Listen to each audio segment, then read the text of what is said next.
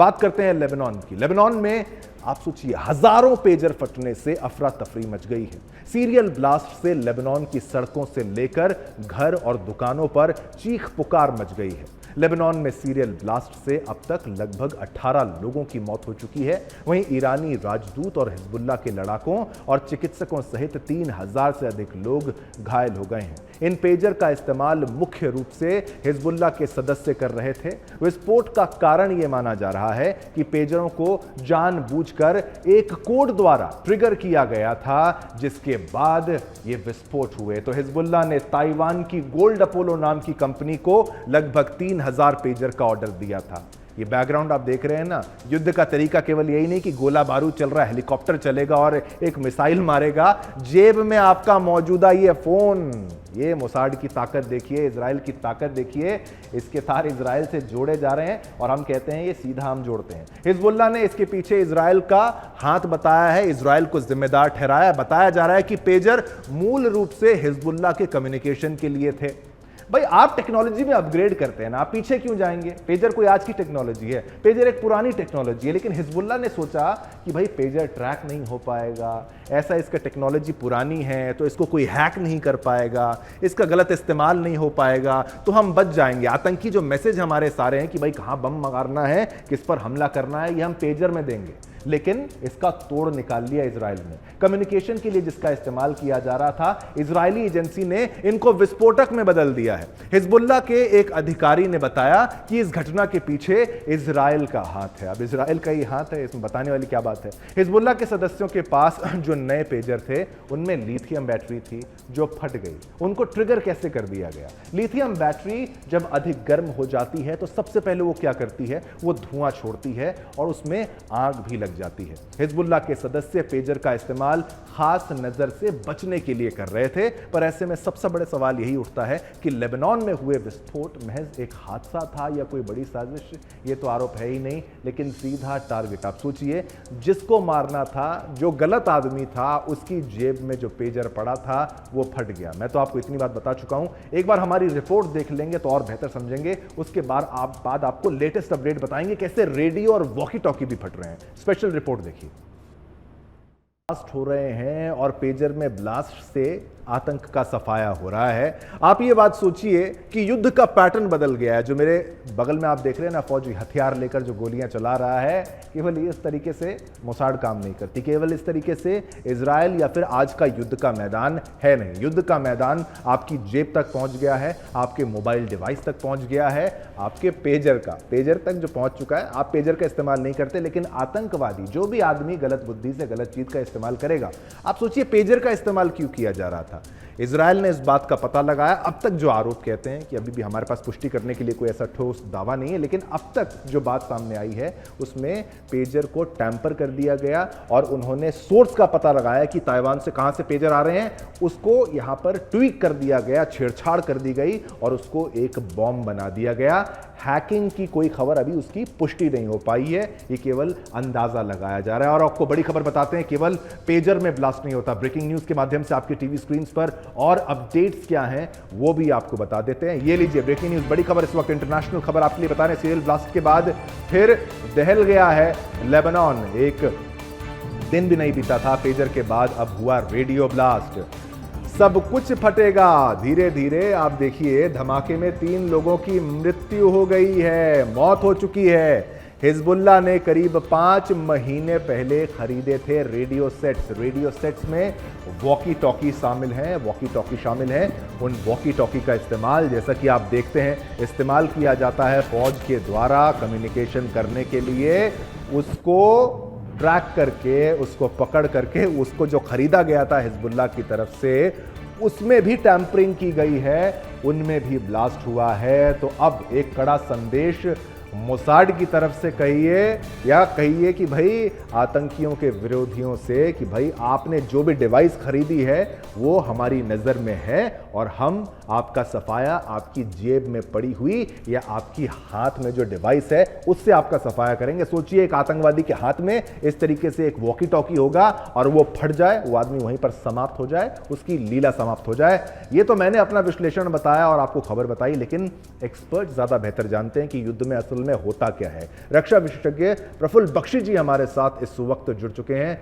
बख्शी साहब, बहुत बहुत धन्यवाद, पहले तो आपने इतने शॉर्ट नोटिस में हमारे लिए समय निकाला। लेकिन इस वक्त बख्शी साहब जो हो रहा है, लेबनान की बात सामने आ रही है। पहले तो पेजर ब्लास्ट की बात, और ये कितना खतरनाक, जेब में फटे फटे जो पेजर, उन्होंने कैसे चीथड़े उड़ा दिए होंगे आतंकवादियों के, और अब वॉकी टॉकी सेट। आपको क्या लगता है, आपका विश्लेषण इतने बरसों का अंदाजा क्या कहता है, किस लेवल पर इंटेलिजेंस काम कर रही है बख्शी साहब? देखिए, इनकी जो इंटेलिजेंस है बहुत हाई लेवल पे है। अब इसको आप साइबर कैटेगरी डालिए या इलेक्ट्रॉनिक वॉरफेयर कैटेगरी डालिए, ये पॉसिबल है। अब एक सोवियत यूनियन जॉर्जिया के बड़े सीनियर एयरफोर्स ऑफिसर का इस तरीके से ही उनके ऊपर अटैक किया था, पर वो बीम राइडिंग मिसाइल थी, जिससे जब उन्होंने अपना मोबाइल खोला तो एक एयरक्राफ्ट ने उनके मिसाइल दाग दी और उनके हाथ से, और वो बिल्कुल उनका अंतकाल हो गया। ये जो आज से बहुत साल पहले हुआ था, अब ये जो सिस्टम आया है, जितने इलेक्ट्रॉनिक सिस्टम हैं, जिसको के ये सब के सब अब इस एरिया के अंडर आ सकते हैं। रेडियो, चाहे वायरलेस हो, क्या कोई भी और भी सामान हो जो बैटरी से चलता हो, और इसके बाद में बैटरी को भी ये सुपरसीड करके दूसरा तरीका भी निकाल लेंगे। आज जहां पे भी जितनी ज्यादा आप हाई टेक्नोलॉजी करेंगे, उस हाई टेक्नोलॉजी का खामियाजा भी बहुत बेहतर होता है। बख्शी साहब, एक आपने जो बात कही, साइबर वाली श्रेणी में हम भी इसको नहीं रख रहे, क्योंकि कुछ लोग पहले अंदाजा लगा रहे थे कि भाई ये पेजर जो है हैक कर दिया गया और इसमें ब्लास्ट कर दिया गया इसकी बैटरी में। फिर एक खबर आई कि भाई ये ताइवान से, जहां से इन्होंने सोर्स कराए थे, इसको मोसाद ने ट्रैक किया। तो फिर टेक्नोलॉजी तो उन्होंने पुरानी इस्तेमाल करी, लेकिन उसको भी ट्रैक कर लिया। वॉकी टॉकी कहां से आया वो ट्रैक कर लिया।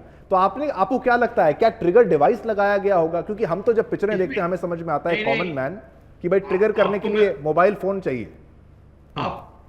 आपको मैं बता दूं कि इनको जहां ये बनते हैं उस जगह पे इनकी एजेंट्स हैं, और उस जगह पे, और जिस तरीके से वो बैटरी के ऊपर उनका एक सिस्टम होता है कि उस बैटरी के साथ में उन्होंने कुछ ऐसा सिस्टम लगाया है कि वो ओवरहीट हो सकता है इलेक्ट्रिक पल्सेस द्वारा, और इलेक्ट्रिक पल्सेस द्वारा जो ओवरहीट हो गया है।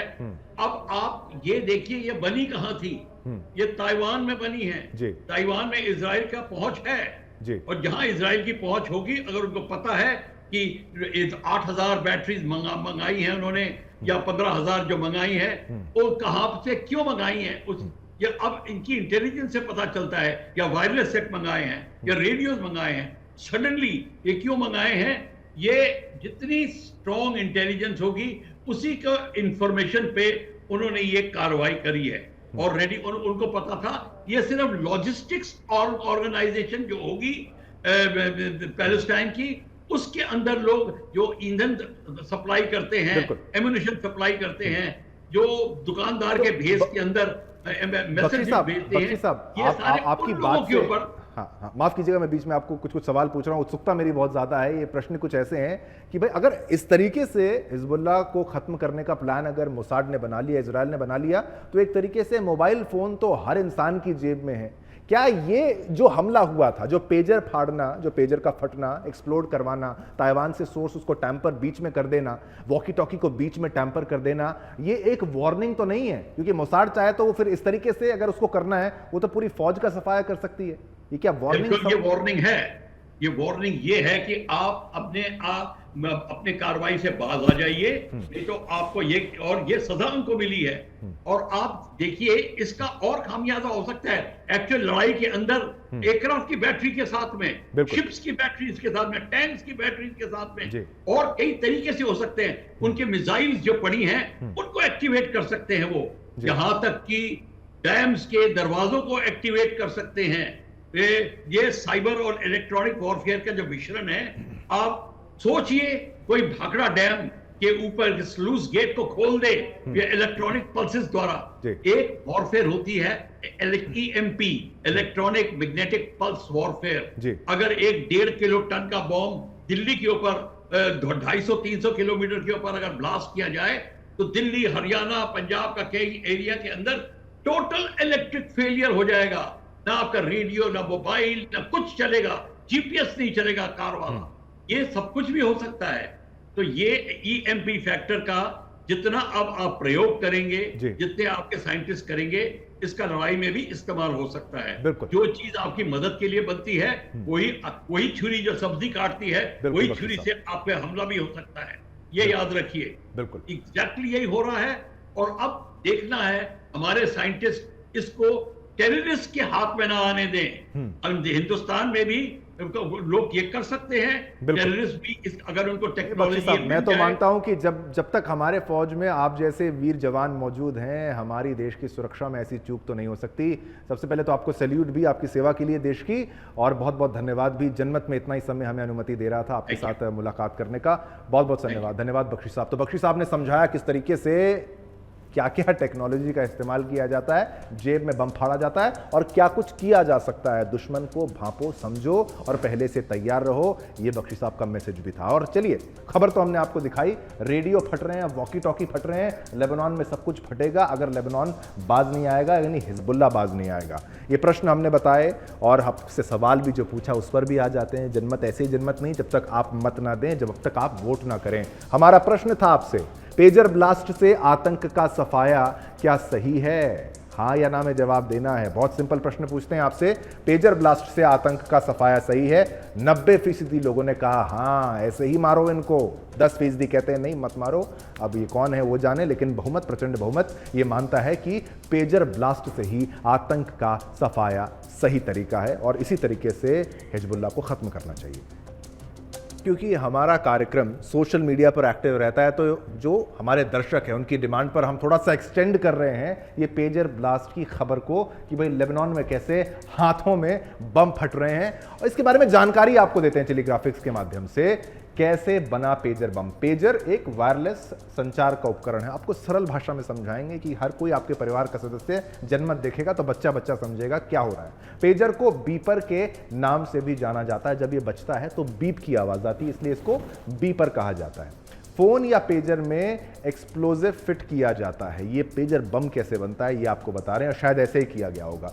C4 जैसे एक्सप्लोजिव का होता है प्रयोग। C4 एक्सप्लोजिव्स की एक वैरायटी है, उसका इस्तेमाल यहां पर किया जाता है। डिवाइस के गैर जरूरी पार्ट की जगह इसको यूज किया जाता है। कुछ देखो, जो टेक्नोलॉजिकल एक्सपर्ट है उनको पता है कि कौन सा जरूरी है, कौन सा नहीं है, और उन्होंने उसी का बना दिया बम, जो कि फटा है हिजबुल्लाह आतंकी के जेब में। और अब हिजबुल्लाह आतंकी के जेब में अगर पेजर होगा हाथ में, वो तो जेब में जो पेजर है वो तो फटेगा ही, हाथ में वॉकी टॉकी होगा तो वो भी फटेगा, और अगर वो रेडियो में कुछ सुन रहा होगा तो वो भी फट जाएगा।